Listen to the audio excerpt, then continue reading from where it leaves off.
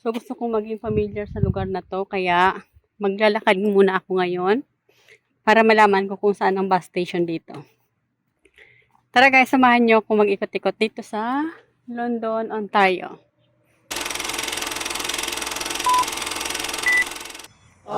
Hello mga ka-dreamers! Welcome back to my vlog! Hello everyone!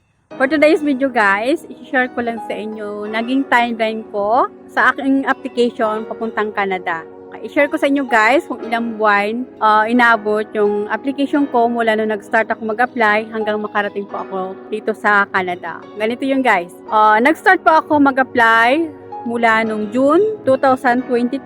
June 12 first interview ko sa agency sa Hong Kong. Then, June 19, ako po na-hired na ng amo ko dito sa Canada. So, nung na-hired na po ako guys, naghintay na lang po ako ng LMIA ko. Then, mula nung na-hired ako ng June 19, 2022, tapos dumating yung aking LMIA. Nung na-approve na yung LMIA ni amo ay dumating po sa akin ng August 23, 2022. So, mabilis yung process ng LMIA ni amo at na-approve po agad siya. So, after 2 months po, okay na yung LMIA ko. Nag-medical na rin ako guys nung month of September sa UMP dyan sa Hong Kong. Okay na yung LMIA ko, saka po ako nagpa-medical. So, ang nangyari po ay upfront medical po ang ginawa ko na hindi ko na kailangan maghintay ng medical request from IRCC. Nag-upfront medical na po ako sa Hong Kong, dun sa UMP. So, nung nag-medical po ako sa UMP, ay nag-book po ng appointment yung agency and then nag-undergo na po ako ng upfront medical. So, mabilis lang po yung ang medical. It takes 2 hours lang and then natapos na po ako. So, yung nangyaring medical na yon ay marami pong drama ang nangyari. So, nagpaalam pa ako sa amo ko na ganto-ganto para lang makaalis ako ng mas maaga kasi may work talaga yon. So, wala kasing open na medical clinic during Sunday. So, Sunday lang kasi ang off ko. So, kailangan ko talaga magpaalam kay amo para makalabas ako at makapag-undergo ako ng medical.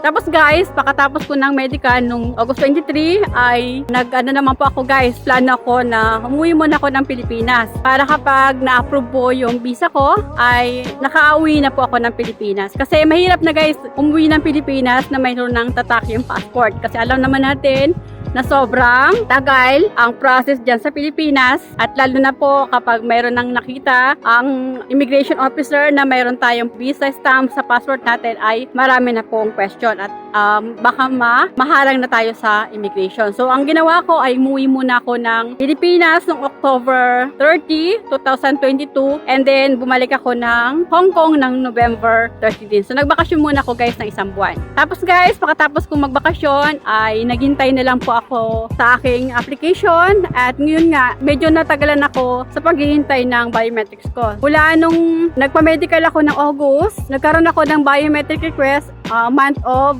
March. Ang biometrics po ay hindi nyo po magagawa kung wala pong request from IRCC. And then, hindi po pwede ang walk-in. Dapat merong appointment kapag mag-undergo po ng biometrics. Mabilis na naman yung biometrics. Wala pa pong 30 minutes ay tapos na po yung biometrics. Mabilis lang. Ang kailangan lang ay fingerprint, tapos pictures. Ipicturean po yung face. Then tapos na.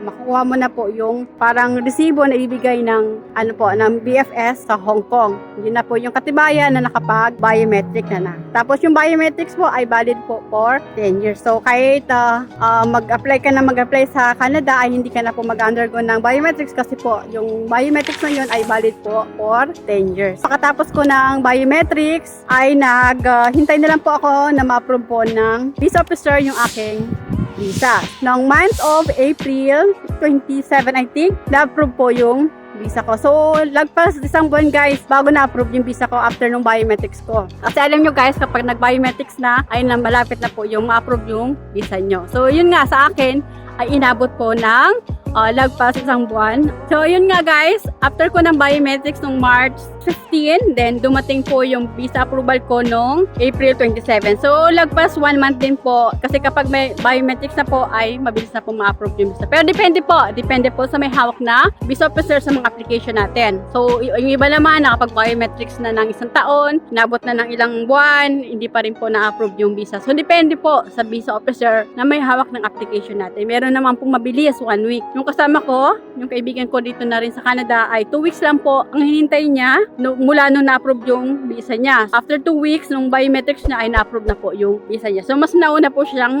dumating dito sa Canada. Tapos ako yung sumunod after 2 weeks naman. Magkasunod lang po talaga kami. Tapos alam nyo guys, during nung na-approve yung visa ko, ay IRCC strike po yon. So thanks God, kahit po strike po yung IRCC, ay na-approve po yung visa ko. Thank you Lord. So yun nga guys, yun yung po ang naging timeline ko. Pagkatapos ko guys, nung ma-approve na yung visa ko, hinintay ko munang makita yung visa stamp sa passport ko. Kung talagang sure na meron ng visa yung passport ko, saka po ako nag-file ng termination sa amo ko. Yung termination ko po ang ginawa ay 1 month. Kasi kung mag-on the spot ako, ay babayaran ko si amo ng 1 buwan kong sahod. Pero kung mag-terminate ako o mag-1 month notice ako kay amo ng 1 buwan, ay meron pa rin po akong sahod. Yes guys, so bale, nung umalis ako kay amo ay nagkaroon pa rin po ako ng sahod for 1 month at ibinigay niya rin po sa akin yung food allowance na dapat niyang ibigay. So lahat naman guys, nakuha ko nung paalis na ako sa Hong Kong. Tapos alam nyo guys, ang kagandahan din po ay after ko ng notice ko, after 1 month, ay nag-flight na po ako papuntang Canada. So, hindi ko na po na-experience na mag-board pa sa Hong Kong. Kasi ayaw ko nga po mag-board kasi nga po mag-adjust na naman ako sa area, sa place, sa tutulugan, yung ganon. So, ang ginawa ko guys, nung okay na yung visa ko, nakita ko na may stamp na yung visa ko, ay in-inform ko po yung mga amo ko na okay na yung visa ko. Sabi ko anytime, pwede na ako mag-flight kasi ang notice ko ay matatapos sa ganitong buwan. So ang ginawa na amo ko ay binook ko agad ako ng flight. Ang nangyari guys, yung last day na ng notice ko kay amo sa Hong Kong, ay kinabukasan po ay nag-flight na ako. So tuloy-tuloy guys yung naging flow ng sitwasyon ko. Hindi na ako nakaranas na mag-boarding sa Hong Kong. Hindi na ako nakisama sa ibang tao sa Hong Kong, sa boarding house. Kasi yun nga po ang inayawan ko ay mag-boarding. At thankful naman ako at sila amo ay mabilis din kumalaw. At binook agad din nila ako ng ticket papuntang Canada. Tapos yung ticket ko guys, bale ay isang connecting flight lang ako from Hong Kong to Tokyo, Japan. Then Tokyo, Japan to Toronto, Canada. So, mabilis lang guys. Ganun po ang naging flow ng application ko. Mula nung nag-start ako, mag-apply sa Hong Kong, papuntang Canada, hanggang sa makarating po ako dito sa Canada. So, mabilis lang guys. Inabot din ako ng 1 taon sa application ko hanggang sa makarating po ako dito sa Canada.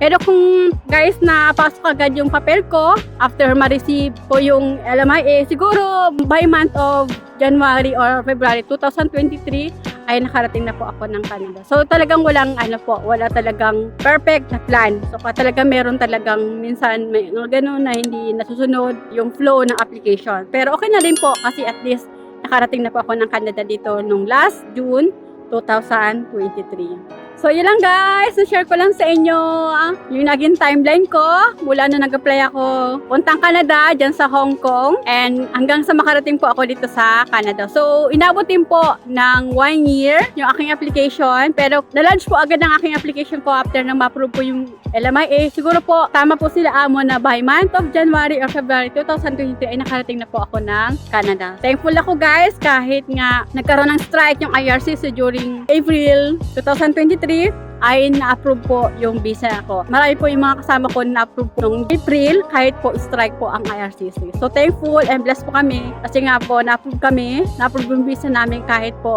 naka-strike yung IRCC. So yun lang guys, sa mga gusto pong mag-apply at may mga plano o pangarap na makarating po ng Canada, lalo na po kung kayo po ay caregiver, try nyo po mag-housekeeping muna. Kasi kapag LMIA po ay talagang mabilis po ang process. Hindi nyo na po kailangan maghintay ng 2 taon, 3 taon kung kayo po ay mag-apply ng new pathway. Pero guys, depende naman po. Mayroon naman po sa mga new pathway na na-approve naman po within 1 year at na nandito na po sila sa Canada. So, depende po talaga sa visa officer na may hawak po ng application natin. So, ang kailangan lang po natin ay magdasal, magtiyaga at magtiis sa application natin at talagang kapag para sa atin ay ibibigay po talaga ni Lord. Kailangan lang talaga natin magtiwala sa Kanya. Huwag tayo mag-iisip ng negative. Lagi lang tayo mag-iisip ng positive para tuloy-tuloy yung at hindi masira yung plano natin. So yun lang guys.